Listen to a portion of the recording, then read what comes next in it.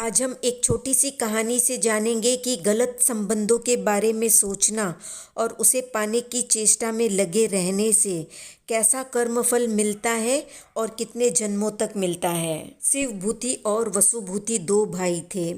शिवभूति की पत्नी कमलश्री देवर के प्रति मोहित हो गई, काम चेष्टा करने लगी और एक दिन अवसर देखकर भाभी ने अनुचित प्रार्थना भी कर दी। वसुभूति भाभी की वासना देखकर विरक्त हो गया, सोचने लगा भाभी तो माँ के समान होती है, उसके साथ भोग भोगना जघन्य कार्य है, इसलिए अच्छा होगा मैं साधु बन जाऊं, भाभी को भी सद्बुद्धि आ जाएगी। ये सोचकर वसुभूति संयम जीवन स्वीकार कर लेता है, साधु बन जाता है। कमलश्री दिन रात काम पीड़ित रहती, वसुभूति को याद करती और उसे पाने की चेष्टा करती। एक दिन अचानक से कमलश्री मृत्यु को प्राप्त हो जाती है। अपने गलत पाप कर्मों का प्रायश्चित न करने के कारण वो जानवर योनि में एक कुतिया के रूप में जन्म लेती है। जिस गांव में वसुभूति मुनि थे उसी गांव में वो कुतिया के रूप में जन्म लेती है। कुतिया पूर्व जन्म के काम राग के कारण मुनि को देखते ही मुनि के पीछे पीछे जाती है। मुनि किसी भी गली मोहल्ले में गोचरी जाते तो कुतिया दौड़कर उनके पीछे पीछे हो लेती। कुतिया की इस हरकत को देखकर लोग मुनि को कुतियापति कहने लगे। एक बार कुतिया की नज़र बचाकर मुनि वहां से विहार कर देते हैं।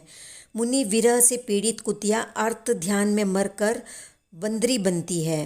विहार करते वसुभूति मुनि को देखकर बंदरी पीछे पीछे जाती है।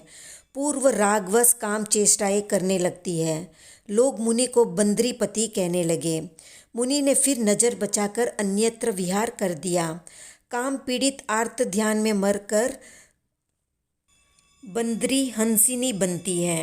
एक बार मुनि तालाब के किनारे ध्यान कर रहे थे। हंसिनी उसी तालाब के पास थी। पूर्व भव के काम उन्माद के कारण मुनि पर पानी के छींटे डालने लगी, विरह व्यक्त करने लगी तथा साथ में काम चेष्टा भी करने लगी।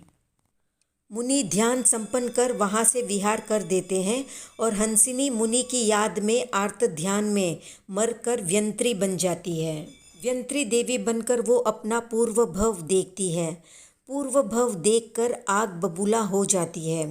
मन में सोचने लगती है कि मुझे ठुकरा कर तुमने बहुत बड़ी गलती की, मुझे दुखी किया, अब मैं तुझे मजा चखाऊंगी। मुनि जहाँ ध्यान कर रहे थे वहाँ वो जाकर भयंकर उपसर्ग अनुकूल व प्रतिकूल दोनों ही करती है और मुनि को परेशान करती है। उपसर्गों में मुनि अडोल रहते हैं और गहरे ध्यान में चले जाते हैं।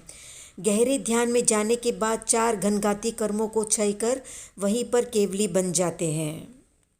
केवल ज्ञान प्राप्त करने के बाद लोगों को इस घटना के बारे में बताते हैं।